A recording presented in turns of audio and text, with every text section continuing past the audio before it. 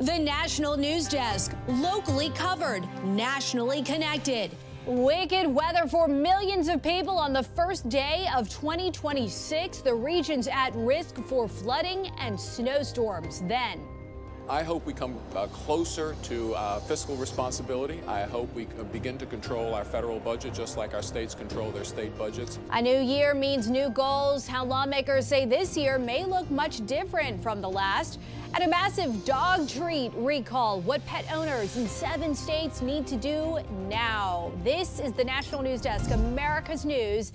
Now, good evening and a very happy new year to you. I'm Dee Dee Gatton, and the new year kicks off with severe weather for tens of millions of Americans tonight. Over 10 million people are under flood alerts right now. Much of California deals with heavy rain after a brief dry period.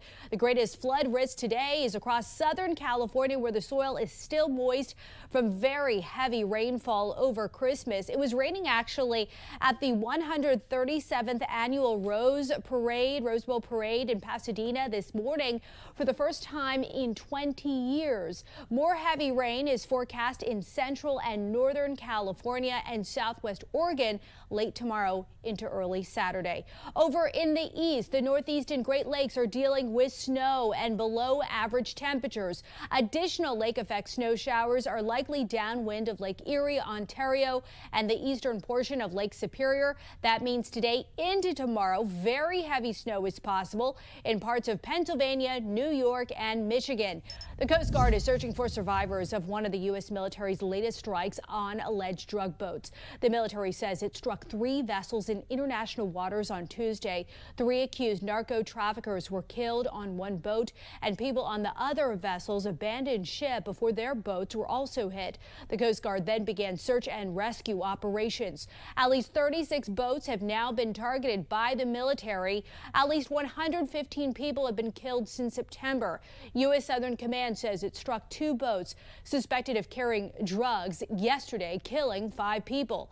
Authorities are asking for your help as they search for the suspect in the murder of a dentist and his wife in Ohio. Police responded to the home on Tuesday morning, and that's when they say they found the couple who had been shot. If you know anything, Columbus police want to hear from you. Look at your screen right here. You can contact any of the numbers that you see here listed. Switzerland authorities say roughly 40 people were killed and another 115 were injured, most of them seriously, after a fire ripped through a bar in a Swiss alpine resort on New Year's Eve. Police say they are still working to identify the victims and inform their families. Officials say it's too early to determine the cause of the fire, but they don't have any evidence it was an attack. They're sent to Washington to do the work of the American people, our representatives on Capitol Hill. Before they left town for the holiday recess, they shared with us some of their biggest disappointments from the year that just wrapped up and big goals for the year ahead. Here's the National News Desk, Christine Frizzell. On Capitol Hill, the end of the year scramble left some lawmakers reminiscing about what might have been. My greatest disappointment clearly and by far was the spending and the deficit. It's still growing. I think the debt is now at $38 trillion. It's so large. 2025 marked by a year of fiery debates over who should pay the highest taxes and who should get a break, not to mention what to do about health care, all in a political climate with temperatures sometimes boiling over. Biggest disappointment was the fact that the left has brought back this poisonous ideology into our body politic. We've descended into a very, very vicious partisan age, and Trump leads that. I mean, he's calling Somalis, garbage. He's constantly insulting his political adversaries. What the hell is that? I mean, we're supposed to be working on policy here. As far as policy that may dominate in 2026, much of it expected to center on the economy and how Americans think the government should assist. It is going to be lowering costs for families, healthcare costs, making sure we are focused on families and, let me just say, small businesses as well who need access to health care. Those plans, though, could collide with alternative ambitions. I hope we come closer to fiscal responsibility. I hope we begin to control our federal budget just like our states control their state budgets. Those grand goals for the future alongside ones that are a little more simple. What do I hope Congress accomplishes next year? I mean, the basics. Let's pass appropriations bills on time. While the first several months of 2025 were dominated by Republicans passing President Trump's top priorities into law, 2026 could look a little different. The midterm elections this year and how well voters think their representatives in Washington have served them could play a much more significant role in determining what comes up on the floor for a vote. On Capitol Hill, I'm Christine Frizzau. President Trump slams the alleged social services fraud in Minnesota during his remarks at his New Year's Eve celebration at Mar-a-Lago. Can you imagine they stole $18 billion? That's just what we're learning about. That's peanuts. In California is worse, Illinois is worse, and sadly New York is worse. A lot of other places. So we're going to get to the bottom of all of it. It was a giant scam. Federal prosecutors say billions in federal funds for government programs in the state have been stolen. They claim most of the defendants in the schemes related to child nutrition, housing services, and autism programs are Somali Americans. The Trump administration announced it's freezing child care funds to Minnesota and demanding an audit of some daycare centers. Democratic Governor Tim Walz concedes fraudsters are a serious issue, but cautions against halting all child care funds and targeting Somali Americans. Walz vows to crack down on the fraud, but disputes the numbers. Starting today, people from 7 countries cannot travel to the United States, according to ABC News, citing CBP. This applies to immigrants and non-immigrants from Burkina Faso, Laos, Mali, Niger, Sierra Leone, South Sudan, and Syria. The Trump administration says the restrictions are for national security and safety, while critics argue they target African and Muslim countries. New York City now has the youngest mayor to take office in more than 100 years. 34-year-old Zohran Mamdani was publicly sworn in this afternoon outside City Hall, following a private ceremony just after midnight. Senator Bernie Sanders and Alexandria Ocasio-Cortez attended the public ceremony. Beginning today, we will govern expansively and audaciously. We may not always succeed, but never will we be accused of lacking the courage to try. A Democratic socialist, Mamdani, also the city's first Muslim mayor and first South Asian mayor. Government employees are suing the Trump administration over its new policy banning coverage for sex-rejecting interventions in federal health insurance programs. They argue the ban is sex-based discrimination. The complaint includes testimonies from 4 workers at the State Department, Health and Human Services, and Postal Service who say they would be directly affected. Administration officials call the interventions malpractice for minors. The Supreme Court still has some major pending cases in front of it as the calendar turns to 2026. The National News Desk, Matt Gelka, has a preview. Justices on the Supreme Court have already heard a variety of cases this term, with a handful focusing on the potential limits of President Trump's power in the White House. In 2026, the High Court still has decisions to make when it comes to a president's executive authority, along with ones on social issues that could have far-reaching consequences. I think some have gone as far as to call it the Trump term because it's testing the boundaries of the executive's powers in a variety of places.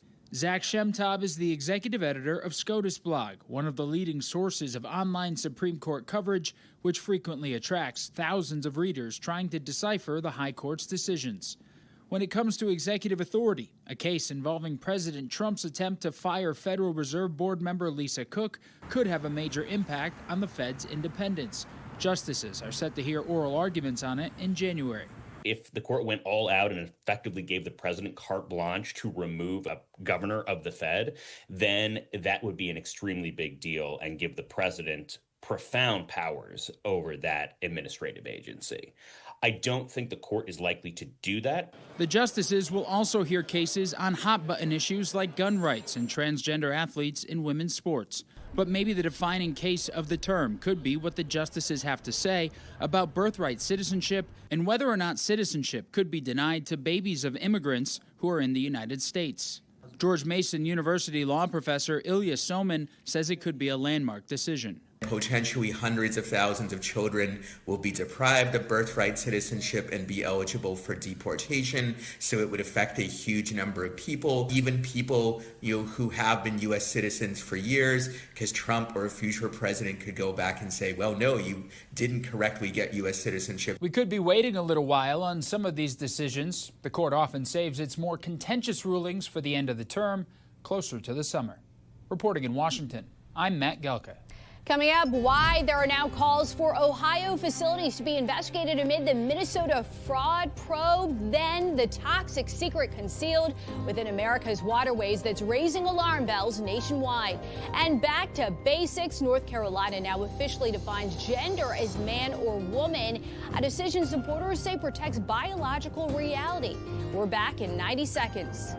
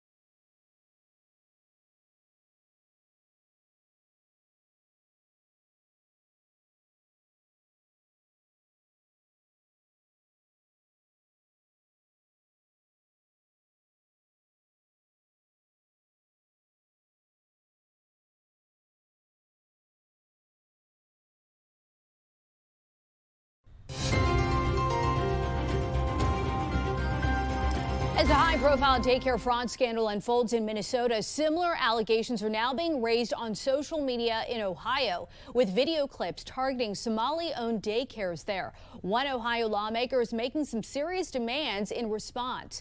The National News Desk, Lisa Rantala, spoke to the state rep, who says all of these facilities should be investigated. From Minnesota, I meant to say Quality Learning Center. They spelled learning wrong. To Columbus. You can see that this place is just a total dump. More people are targeting Somali-owned daycares, looking for kids and suggesting fraud. Would you call these video clips allegations, or would you call them proof of fraud? That's just an allegation of fraud. Now, State Rep Josh Williams, who is running for U.S. Congress, sent this letter to the Ohio Department of Children and Youth, calling for more unannounced inspections and attendance audits of all publicly funded daycares in Ohio. He also wants to pull state and federal funds on the suspicion of fraud, opposed to a charge or conviction. We're saying the funds have to stop until you prove that it is not fraud moving forward. I mean, you go through some of these inspection reports and you do see non-compliance when it comes to attendance. Could that be a suspicion of fraud? Yes, that can be a basis of suspicion of fraud. Of the 578 publicly funded daycares in Franklin County, I looked through inspection reports for the first 20. Here's what I found. More than half was subject to a state inspection within the last 3 months. More than half were also found to be non-compliant with enrollment records. 2 were non-compliant with attendance records, which is used to calculate public funds. With this letter that was sent yesterday, are you suggesting there is widespread fraud within publicly funded daycare centers in Columbus, especially those Somali-owned? What we're alleging is that there is widespread reporting of potential fraud from individuals on the ground. If fraud is found, Representative Williams says operators who are legal residents should face increased penalties. He says non-legal residents should be deported. At least one congressman in Minnesota is suggesting stripping citizenship. Would you agree with that? If an individual is a naturalized citizen where they came here under our goodwill and became a U.S. citizen through a naturalization process, there is a process to strip that citizenship back. If widespread fraud is not found, Representative Williams tells me he will accept those results. As for this Northeast Columbus daycare already featured on social media for suspicions of fraud. This place is just a total dump. I found an inspection was done in October when it opened, and it's yet to receive any public funds. They are not currently receiving any state or federal dollars because they have not met the requirements to receive that. On your side, I'm investigator Lisa Rontola. Health insurance premiums are now expired for millions of people with the new year. Affordable Care Act subsidies help lower or eliminate out-of-pocket monthly premiums for people buying coverage through the health insurance marketplace.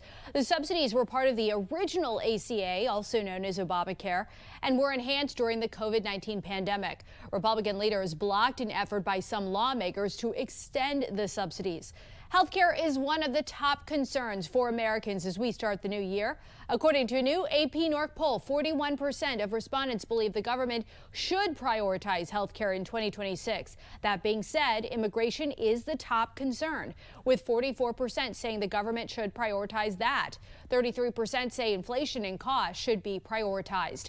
President Trump says he takes a higher dose of aspirin than his doctors recommend, which is why his hands have visible bruises. That's what he told the Wall Street Journal in an interview published today, as some scrutinize his age and transparency with medical information. Trump's physician says he takes 325 milligrams of aspirin daily. The Mayo Clinic recommends between 75 and 325. Dog biscuits are being recalled due to possible salmonella contamination. Iowa-based Consumer Supply Distributing LLC said it recalled its Country Vet biscuits, original meaty flavor, and its Heartland Harvest dog biscuits. They were sold at stores in Kansas, Missouri, Colorado, Iowa, Texas, Montana, and Nebraska. With expiration dates of September 6, 2026, customers can return them for a refund. We've been telling you about a potential health risk being spread on American farms and invading our food. Fertilizer made from human waste that contains forever chemicals is not regulated in the U.S. The EPA seemed poised to take action in 2025, but now there's an effort to shut that down from within the halls of Congress. And Spotlight on America national investigative correspondent Lisa Fletcher asked why. Mike Lightfoot makes his living on the water of Virginia's Chesapeake Bay, pulling up cagefuls of America's favorite seafoods. When I die and hopefully go to heaven, I hope it looks a little bit like this. But the beautiful waterways can conceal a toxic secret that's raising alarm bells nationwide. It starts on American farms, treated with fertilizer made from human waste that can be loaded with a toxic class of chemicals known as PFAS. Those forever chemicals pose serious risks to our health, like cancer and developmental problems in kids. But once applied to land, they don't stay in one place. When biosolids are applied on a farm field and they are heavily laced with PFAS, those run downhill into the streams and creeks, posing what crabbers and oystermen like Mike, and that's about $80, consider a threat to Virginia's booming billion-dollar seafood industry. A study released in 2025 found that 80% of downstream sites from where biosolids were applied showed increased PFAS levels. If the health department wanted to, they could issue consumption advisories for the public on not eating crabs. It's already occurring. A handful of states are banning or limiting PFAS-laden biosolids to protect farms and waterways. In Maryland, 100% of the human waste fertilizer tested was confirmed to contain PFAS. Maryland won't use it thanks to proactive rules, but Virginia has no such laws in place, meaning it could migrate there. Biosolids too contaminated by Maryland standards got shipped to Virginia. Shipping today. We get the crap Maryland doesn't want. The feds were on track to take action in January of 2025 as the EPA laid out serious risks associated with even small amounts of PFAS chemicals in biosolids applied to farmland. But tucked in the text of a congressional budget bill, a one-sentence rider that could put the brakes on it all. No money will be used to examine this issue now or in the future. It's like taking the warning label off of cigarettes. We reached out to every member of the committee behind that bill, asking about the rider and how they justified it. Only Representative Shelley Pingree of Maine responded. Who introduced it to the bill? Oh, well, these things often come in the dark of the night, and you don't necessarily know, where it comes from or how it was in the language. Is it fair to the American people when something this highly consequential has language that's just tucked into a bill that basically nobody ever knows about? Well, this is what makes people really mad about Congress. So it's another case of where we're letting the big guys control the show in the dark of the night in language that very few people understand. She says she tried to strike the language, but had no luck. I think that we could, with enough public pressure on this, win the battle. But before this bill comes to the floor, we need much greater level of awareness so people can say, wait, I'm going to call my member of Congress and say, I need to get this rider out. This isn't right. For Spotlight on America, I'm Lisa Fletcher. Coming up, short change. Stores in Tennessee are now pinching their pennies after the U.S. stopped making them, asking customers to bring exact change when paying cash. We'll be right back.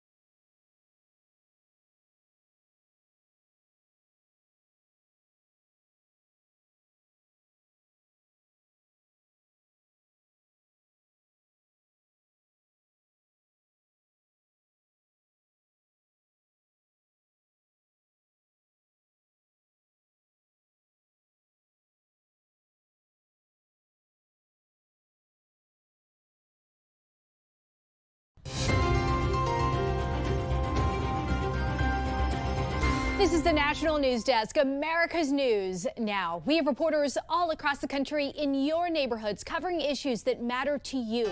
We are taking the pulse of America.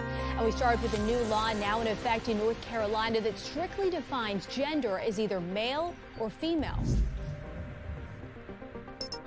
Bill 805 reads the law as it has in other states, officially recognizes two sexes in North Carolina, including listed on North Carolina birth certificates. The law follows President Trump's executive order in January, defending women from gender ideology extremism and restoring biological truth to the federal government. It has become a little bit of a cultural war of sorts. Republican State Senator Kevin Corbin supports it. The law states official recognition of two sexes in all administrative rules, regulations, or public policies. It does address the bill's original content, making it illegal to publish a pornographic image online for someone under 18 and requiring written consent for any adult. But the law also does allow something new, the ability for a patient within 10 years of gender-altering surgery to sue their doctor potentially and eliminate a cap on patient settlements, something North Carolina limits for other malpractice suits. When shoppers like Jenny go inside Cleveland's Hobby Lobby, they encounter this sign that says, penny shortage. If possible, please use exact change for cash transactions. In Chattanooga, the Dunkin' Donuts warns customers they will round up or down to keep change in nickels or dimes. We found a similar sign at the Circle K. Kind of makes sense to me to discontinue making something that costs more than what it adds value to. Stores, again, don't want to make these decisions on their own. They really would prefer someone to tell them, because it's going to be clumsy one way or another for them. UTC economist Howard Wall agrees that pennies like this one aren't worth the money they require to be made.